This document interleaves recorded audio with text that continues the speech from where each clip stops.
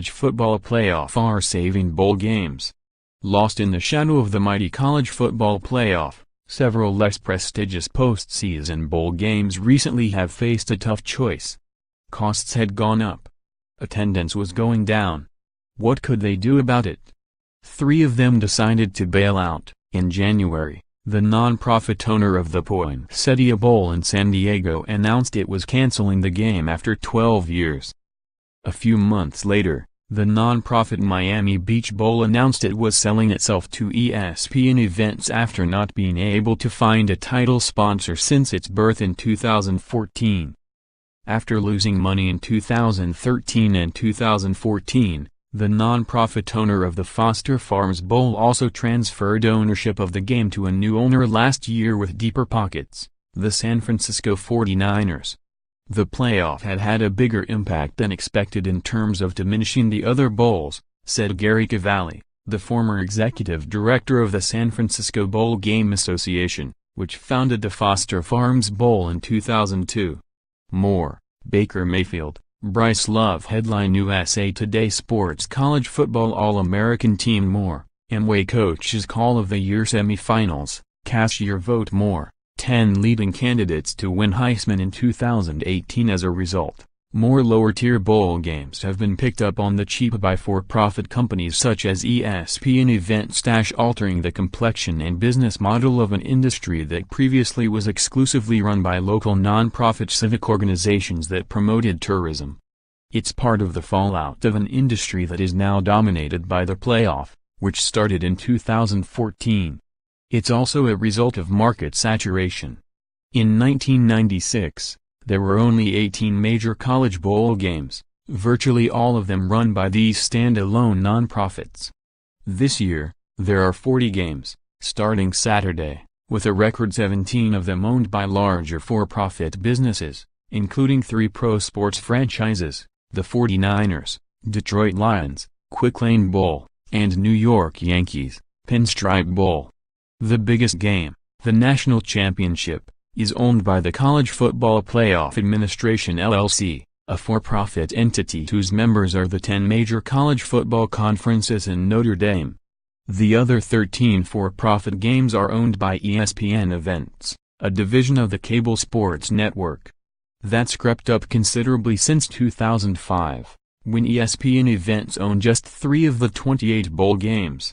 The ownership and operation of a bowl game is something that is more in the wheelhouse of ESPN Events, said Chuck Sullivan, spokesman for the American Athletic Conference, which owned the Miami Beach Bowl before selling it to ESPN Events. So as long as we maintained a spot in the bowl on an annual basis, it made sense to sell the game to them. The Miami Beach Bowl drew just 15,262 to last year's game at Marlins Park, whose capacity is about 37,000. After buying it from the AAC, ESPN Events moved it to a 20,500-seat soccer stadium in Frisco, Texas, where Southern Methodist, 7-5, will face Louisiana Tech, 6-6, in the inaugural Frisco Bowl on December 20. The move underscores why ESPN values these lower-tier games. It's not because of crowd size. It's about television viewership, too. Average bowl game attendance has declined for 9 straight years, down to 41,718 last season, the lowest mark since the 1940s, when there were only around a dozen bowl games, according to NCAA records. But smaller crowds and the struggles of some of these games don't mean the overall bowl industry is in trouble. Far from it. The business model is just shifting. The system is still about supply and demand. And there's still plenty of demand for these bowls from the conferences, schools and fans who want their teams to play in them if they're eligible with at least a 6-6 record.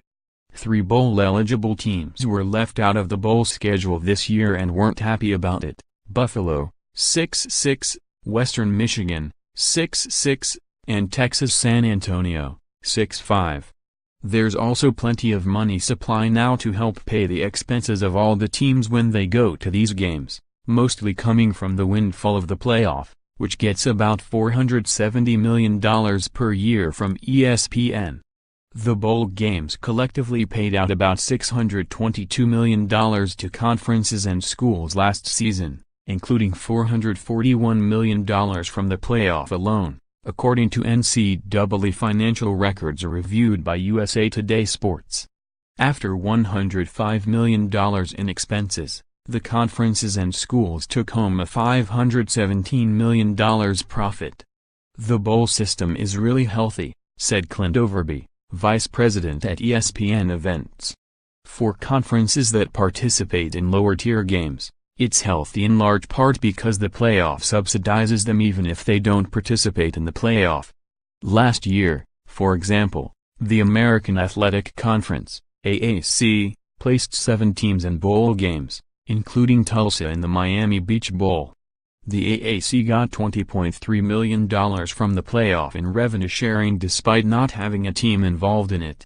If not for that playoff share, the AAC would have lost more than $1 million on its bowl trips because the lower-tier games didn't pay enough to cover $5.9 million in combined league expenses, according to NCAA financial forms.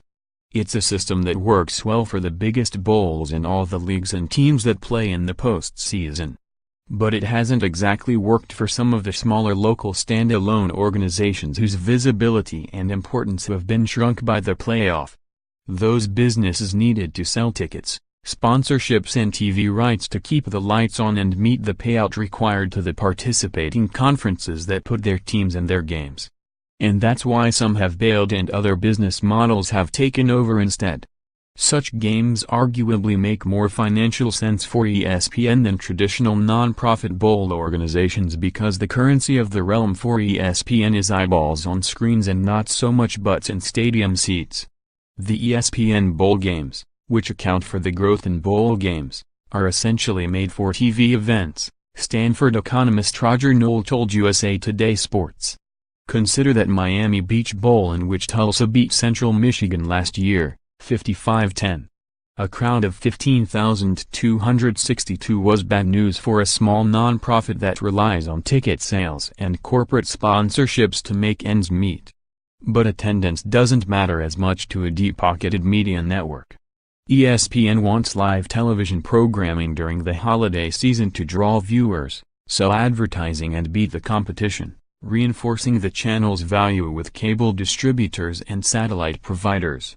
The game drew an average of 795,000 TV viewers, trouncing other channels that day, on a Monday afternoon. Fox Sports 1 and NBC Sports Network both had less than 280,000 viewers on average during the same time period, according to Nielsen. For comparison, ESPN boasted earlier this year that its Wednesday night baseball viewership had increased to an average of 636,000 in April, up 11% from a year earlier. Think of how well it would rate in a different time slot, Overby said of the Miami Beach Bowl. Even though it was the least watched bowl game of the season, it was still a ratings win for ESPN. Live sports games are especially coveted by advertisers because viewers are considered more likely to watch their commercials live, unlike non-sports content that often is recorded with a DVR to skip the ads. By owning these games, ESPN also doesn't have to pay an outside middleman for the right to broadcast them. This year, Disney-owned ESPN and ABC networks will televise 35 of the 40 postseason games, including the 13 games owned by ESPN Events. We can institute scale and some learnings across multiple games to identify the best models at each, Overby told USA Today Sports. That's ultimately how we're able to make these things work competitively across the board. Don't get him wrong, ESPN wants to sell lots of tickets to these games. Yet even if they don't, ESPN still can succeed financially where a local non-profit bowl owner cannot. Owning these games also makes more sense for a pro franchise such as the 49ers, which can use its own stadium, staff and corporate relationships to put on a bowl game and make extra money. Likewise, the Lions started the Quick Lane Bowl in 2014 and host it annually at their stadium, Ford Field. The Yankees have staged the Pinstripe Bowl at Yankee Stadium since 2010. The old non-profit model, at least in our case in the most competitive sports market in the country, was probably going to be more and more difficult, said Cavalli, who recently retired from the San Francisco Bowl Game Association. From our standpoint, it made sense to turn the game over to a successful, deep-pocketed pro team that had a new stadium, lots of personnel and the ability to sell sponsorships as part of packages rather than as a one-off. In effect, ESPN events and pro franchises are saving or stabilizing these lower-tier games.